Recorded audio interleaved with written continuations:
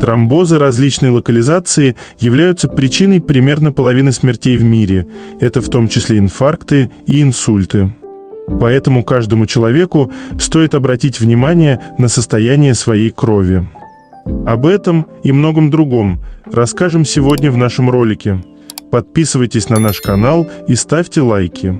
Если раньше такая проблема, как образование тромбов, могла проявляться у людей среднего и пожилого возраста, то сейчас болезнь значительно помолодела. Проблема густой крови может возникать даже у самых маленьких, и тут возникает вопрос, что может спровоцировать такую болезнь. Ведь очень часто мы можем просто не замечать некоторые симптомы, с помощью которых организм и подает нам сигналы о сбоях. Обычно мы сбрасываем все на переутомление и хроническое недосыпание, и даже не задумываемся, что в этот самый момент наши эритроциты способом группировки перерастают в тромбы. Причины густой крови или сгущения крови. Перед тем, как начать говорить о способах лечения, нужно разобраться в причинах заболевания для того, чтобы знать, как уберечь себя от него. Если кровь густеет, то, соответственно, жидкая ее часть куда-то уходит и не пополняется долгое время. Недостаточное пополнение организма водой. Наверное, одна из самых распространенных причин, возникающих в жаркое время года. Обычно летом мы и так пьем много воды, но она долго не задерживается в нашем организме, так как расходуется на ее охладительную систему. По сути, мы просто много потеем, пытаясь хоть как-то нормализовать температуру тела. Если обычно рекомендуется выпивать около 2 литров воды, то летом этот объем следует увеличить, но не до состояния отеков, конечно. Многие диетологи советуют не употреблять соль вообще, что является большой ошибкой. Ведь соль – главный продукт-помощник, который задерживает жидкость в организме. Дефицит витаминов. Обычно в зимнее время мы страдаем такой проблемой. Витамины С, Е и В6 способны разжижать кровь, а вот их недостаток приводит к чрезмерному образованию эритроцитов, в связи с чем и увеличивается плотность крови. Нерегулярная или ненасыщенная нужными продуктами питания. Отсутствие овощей и фруктов в рационе приводит к нехватке витаминов, с этим мы разобрались. А значит, употребляется только сахар и жиры, которые не только приводят к увеличению плотности крови, но еще и повышает уровень холестерина. Заболевания кишечника. Проблемы с пищеварительной системой нарушают водный баланс в организме, тем самым сгущая кровь. Из-за недостаточной выработки необходимых ферментов органами пищеварения организм закисляется, а кровь, в свою очередь, становится гуще. Стрессы и переутомление. Постоянные дозы проблем наваливаются на наши плечи, что мы вздохнуть спокойно не можем, находясь в постоянном напряжении. Ведь в состоянии стресса человек может перестать есть и пить, а значит, нет источника витаминов и микроэлементов. Следовательно, стенки сосудов сужаются, и давление моментально повышается. Вредные привычки. Наверняка все заметили жажду после употребления алкоголя, особенно на утро. Так вот, спиртное резко выводит воду из организма, а пополнить дефицит жидкости удается только на утро. А вот курение приводит к недостатку витаминов в организме. Наличие хронических болезней. Любые проблемы с одной из составляющих крови, а точнее превышение нормы содержащихся веществ, оказывает нагрузку на сердце. В результате стенки сосудов не способны сокращаться в полной мере, и эритроциты из-за недостатка места начинают прилипать друг к другу.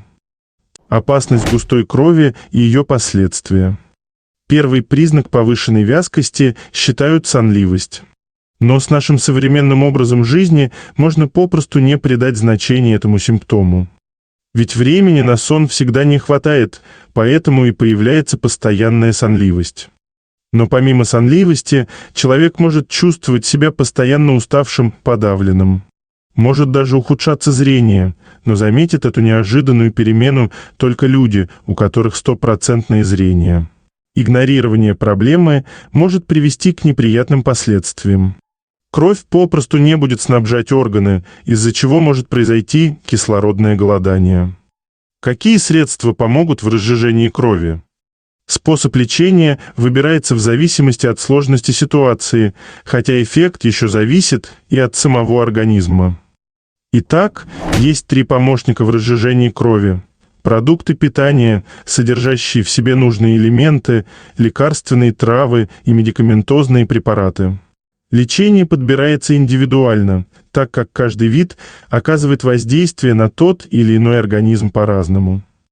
Поэтому нужно проверить реакцию вашего организма на каждое средство и только таким образом определить подходящий для вас метод. Медикаментозное лечение. Каждое из лекарств для разжижения крови содержит в себе ацетилсалициловую кислоту, которая, по сути, и приводит нашу кровь в жидкую форму.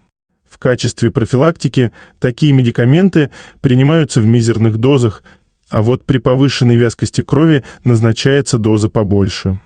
Принимаются такие препараты регулярно, даже ежедневно.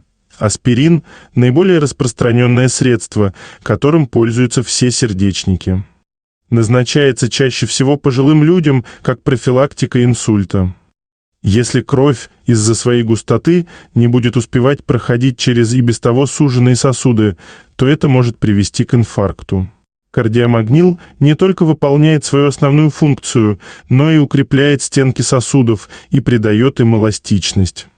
С приемом лекарств, содержащих в своем составе ацетилсалициловую кислоту, нужно быть осторожным людям с заболеваниями желудка, а также его повышенной кислотностью. Чаще всего медикаментозное лечение применяется уже при возникновении проблем с кровью. А во избежание каких-либо проблем с плотностью эритроцитов лучше принимать полезные средства, которые окажутся еще и вкусными. Продукты, разжижающие кровь. Топ-15. Главное, здоровью они никак не навредят, а наоборот, работают на повышение иммунитета и пополнение организма витаминами. То есть вы кушаете здоровую, вкусную пищу и при этом создаете себе защиту от быстрого свертывания крови. Переходим непосредственно к списку топовых продуктов, разжижающих кровь. Зеленый чай считается одним из наиболее действенных средств. Недаром среди жителей Азии такой чай так популярен, а точнее он считается основным напитком здоровья. Ведь, как известно, среди них достаточно много долгожителей. А здоровые сосуды и кровь, текущая в них, залог здоровья всего организма. Малина и все продукты на ее основе. Эта ягода содержит в себе витамина С не меньше, чем в самом сочном лимоне. Мы уже знаем, как аскорбиновая кислота влияет на кровь. Используются как плоды, так и листья, из которых можно заварить ароматный чай. Лучше всего принимать продукты из малины в жидком состоянии, соки, отвары, чаи. Снижает уровень холестерина и предотвращает появление атеросклероза. Черничные ягоды. В состав этой чудо-ягоды входят не только витамины А и С, но еще и кумарины, которые также борются против образования тромбов. Сама по себе черника является профилактическим средством против опухолей. Не говоря уже о ее чудодейственных свойствах в вопросе восстановления зрения. Помидоры из-за высокого содержания той же кислоты способны уменьшать степень свертываемости крови. Даже врачи рекомендуют съедать по 4 свежих помидор в день. Но людям с повышенной кислотностью следует быть осторожными. Сельдерей – полезный овощ, который почему-то многие недолюбливают. А зря, ведь он еще и способствует похудению. Для разжижения крови лучше приготовить сок из сельдерея. Правда, такой продукт нужно употреблять в меру, ведь он является и слабительным средством. Любой вид перца также растворяет кровяные сгустки. Можете попробовать даже чили, но не увлекайтесь. Кстати, именно перец и другие жгучие продукты способны лучше всего разжижать кровь. Также они предупреждают развитие раковых заболеваний. Простой репчатый лук. Да, он самый, причем в сыром виде. Конечно, проблематично найти время для поедания такого овоща, но у него столько плюсов, узнав которые, время сразу найдется. Главное, он разгоняет группы эритроцитов, именуемые тромбами. Чеснок – лучший друг лука и главный враг многих заболеваний. Мы часто кушаем его зимой для профилактики простудных заболеваний, но даже не подозреваем, что он тоже разжижает сгустки крови. Имбирный корень – универсальное средство. Он и простуду лечит, и от лишних килограмм избавляет, да еще и кровь разжижает вдобавок. Лучше всего имбирь сочетается с горячим чаем, особенно зимой. Корица – пряность, без которой не обойдется, наверное, ни одна осенняя выпечка. Она также применяется как противомикробное средство, избавляет от тромбов. Мед также является кроверазжижающим средством, но лучше всего он действует в сочетании с лимоном, который направлен на решение той же проблемы. Но оба продукта употребляются только в ограниченном количестве. Оливковое или льняное масло. Второе, конечно, является более действенным. Его можно добавлять в салат, то есть употреблять в сыром виде. Кефир за счет своей кислой структуры и полезным бактериям является кроверазжижающим средством, а также укрепляет иммунитет и очищает организм. Куркума – еще одна специя, которая является отличным антисептиком. Как и любая острая специя, она способна справиться с нашей проблемой. Какао во всех его проявлениях. Но этот продукт уж точно любят пусть не все, но точно большая часть людей. Вкусный продукт, но увлекаться не стоит. Черный шоколад способен повышать давление. Кстати, наиболее совместимые между собой продукты можно комбинировать, что только улучшит эффект. К примеру, сочетаем лимон, мед и корицу. Или просто пьем зеленый чай с добавлением листьев малины.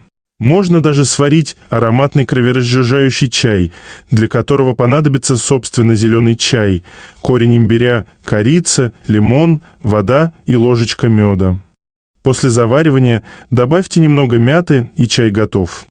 Он отлично подойдет именно для зимних месяцев, когда фруктов-то никаких и не найдешь. Спасибо за просмотр. Подписывайтесь на наш канал и ставьте лайки. Будьте здоровы!